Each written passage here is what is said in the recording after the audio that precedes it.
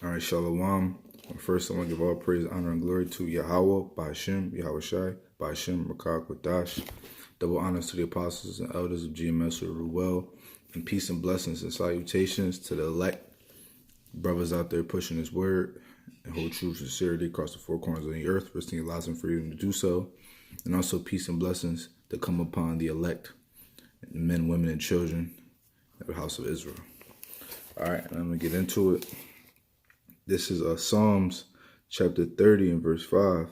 For his anger endureth but a moment, and his favor is life. Weeping may endure for a night, but joy cometh in the morning.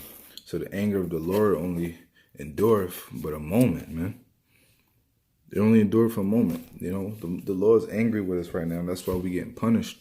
You know, and brothers in this truth specifically catching hell, you know, on a day-to-day basis, you know. Whether it may be with finances, whether it may be with, you know, different emotions you may be going through with your job, with your woman, whatever the case may be. You know, as the scriptures say, man, in Sirach, the 2nd chapter, 1st verse, prepare thy soul for temptation when you come to serve the Lord. And that's just what we do, man. We preparing our soul for temptation every day, man. And, you know, it's expected. Yes, like you said, the Lord's anger only endureth but a moment, you know? And it says his favor is life, though, you know? The favor of the Lord is life, man. You know, he wants to give us and fulfill the promise that he made with Abraham, man, our forefather. He wants to fulfill the promise that he made of the new covenant, that he was going to give us the new body, the new minds, man. He was going to write the laws in our hearts, our lob, which is your mind, you know? Let me get another precept. And I'm going to just go to Matthew 5. And I'm going to start at verse 11. Blessed are ye when men shall revile you and persecute you, and shall say all manner of evil against you falsely for my sake. So, you know, brothers experience that on a regular, especially out on the highways and the hedges, man. You know? We go out there and people mock, they scoff us, you know. They call us niggas, they call us bugged out, wicked. That they look at us like we got demons on us, man. But Yahweh Shah said that this exact thing would happen. They hated the Lord, you know, 2,000 years ago. And it's the same thing today. That's because we're not preaching false doctrine, man. We're not teaching the doctrine of the Edomites, man. We're not teaching Jesus, man. We're teaching Yahweh Shai, man, which is the truth, man.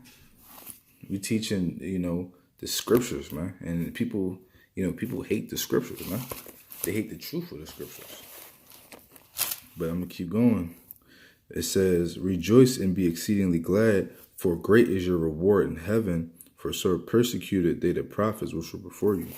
And basically, my whole point of this is just basically to say, you know, your great is your reward in heaven. So, you know, all the hell and affliction and stuff that we go through today, man, that's just part of the ministry, man. It comes with the territory.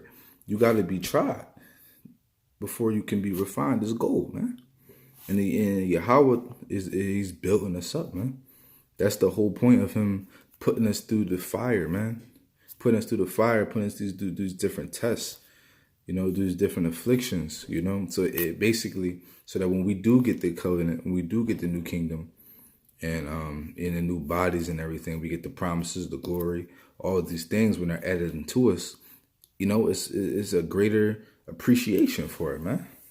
You know, we have to basically we going through this stuff because we have to learn good from evil, so that when we do get to be those kings and rulers, that we gonna know what's right from wrong, man. We've done been through it. We experienced it all. We done been through all the wickedness. We done been through all the witchcraft, the fornication, the idolatry, all abominable things. So that when the Lord adds us into glory in the kingdom, it's gonna be that much more appreciative, man. And let me go get another precept, man.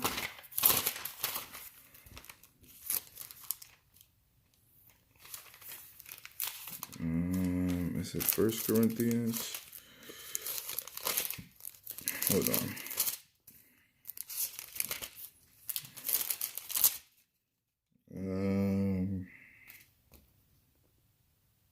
So I'll give him a second.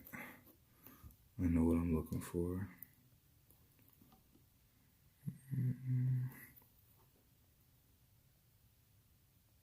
No, 2 Corinthians. All right, so this is 2 Corinthians chapter 4, and I'm going to start at verse 17. It says, for our light affliction, which is but for a moment. So see, our light affliction, this affliction is light, man. This ain't nothing. Right now, honestly, it could have been worse for brothers right now, But right now, where we at right now, our affliction is light, man. You might be catching a little hell. You might be living paycheck to paycheck. You might be, at war in your household or something, man, with your woman, your kids, whatever the case may be. The boss might be tripping on you, man. Your friends and everybody might be turning against you, man. But at the end of the day, if you're a brother in this truth, man, and you got brothers at arm's length, man, that's your family, man. These is brothers that's really gonna be down for you when, shit hit the fan and shit get real. They're not even your blood, but they spirits. I mean, they brothers through the spirit, man. And we follow the same power, so therefore, brothers is really gonna love you like themselves, man, as it was commanded of us, man. They gonna love a brother like themselves, man. Be brotherly, man. That's what we were commanded to do. And it says, for our light affliction, which is but for a moment, worketh for us far more exceeding an eternal weight of glory. So this affliction is only for a moment, man. It's only for a period of time, man. Because it's going to come to an end. It's going to get to a point where the sufferings that we go through now, man, the afflictions and hell we go through now, it's not going to be nothing compared to the glory that's going to be in us, man. It's going to be nothing, man. The scriptures, it says it worketh for us a far more exceeding an eternal weight of glory, man. It says, while we look not at these things which are seen, but at the things which are not seen, man. We can't look at the things that we see today, man. That the carnal shit that we go through, man. We can't look at that, man. That's the stuff you can see with your eyes. We have to look further and deeper than that. What we can't see. Like the scripture says about the kingdom, man. No eyes have seen nor ears have heard, man. And that's what we striving for. And that's what us keeping our faith strong, man. You got to always pray to Yahweh Bashem Yahushai, man. Pray for faith. Pray for patience and endurance. Pray for strength. Pray for an increase, man, of wisdom, knowledge, and understanding. These are the principal things that you should be praying for on a daily basis, man. You can pray for other things, but those are the principal things that you need to be praying for, man. Faith, mercy, more wisdom and knowledge, man, and understanding of these scriptures so you can have the truth, man. And to be, for him to put you with, some good brothers that you can rely on, man, or some elders that could build you up, man.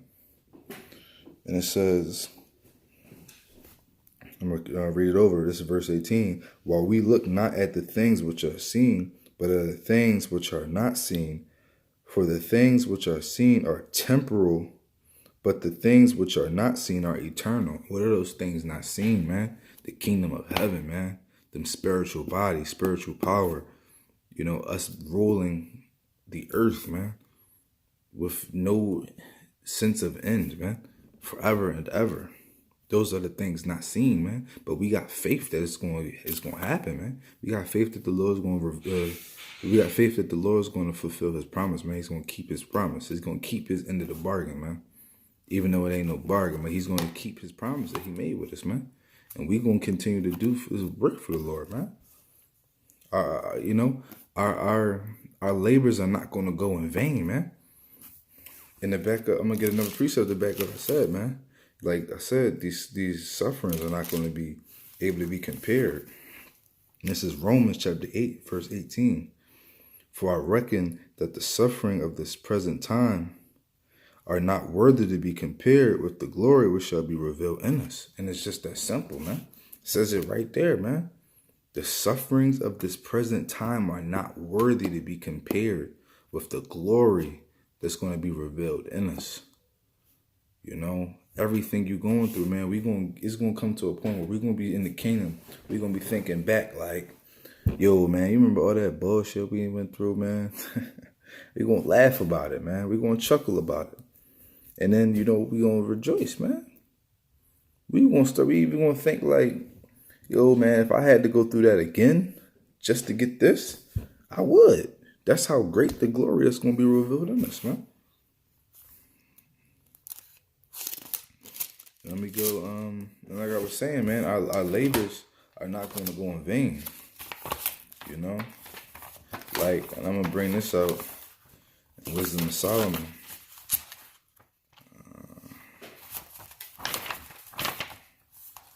Chapter 5, verse 1. And it reads, Then the righteous man shall stand in great boldness before the face of such as afflicted him, and made no account of his labors. So that's what we doing today, man. We go out on the highways and hedges, basically, you know, making the fools of ourselves to the people. You know, they look at us like a spectacle. They look at us like we crazy, like we lost our minds, man. Like we on crack cocaine. They look at us like we demons, you know, everything under the sun, you know. But we standing in great boldness, and this is the righteous man. And that righteous man ultimately comes down to the brothers that have the truth, man, you know. Like in GMS, man, the brothers in GMS got the truth, man. We standing in great boldness. You know, we calling Esau out on their wickedness, man. We calling our people out on their wickedness. You know, we standing in the great up front all the heathen, man, telling them about their wickedness that they do, and the judgment is gonna come to them, man. You know, they gave no account of our labors, but like I said, our labors are not going to go in vain, man, because our labors are going to be acknowledged upon the one whose it matters, you know, and that's Yahweh, by Yahweh Shai, man. Yahweh by Hashem Yahweh Shai.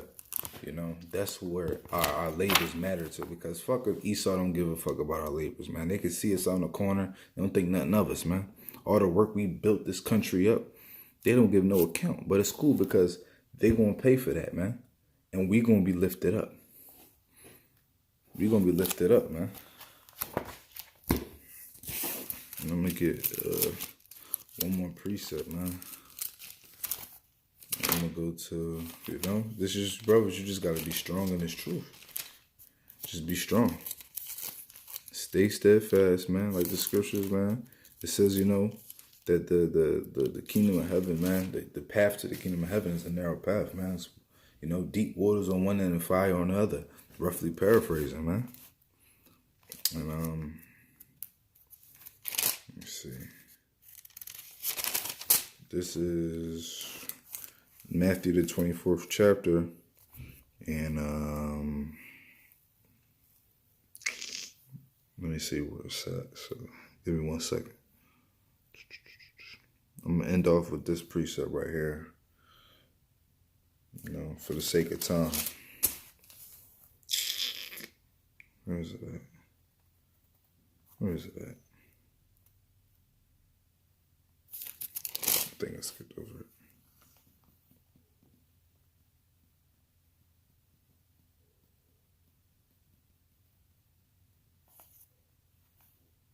No, basically, you know, I don't know, my head is tripping right now.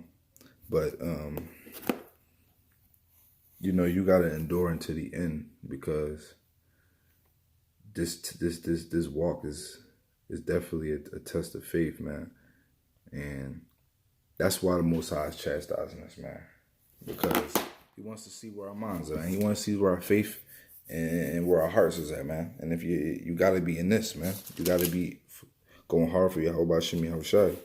And this is Matthew 24:13. But he that shall endure until the end, the same shall be saved. And it's that simple. The only way to get saved, man, first off, you got to be called.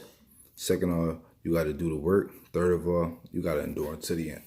Lord willing, this video was edifying to you, brothers. To the elect, I say shalom.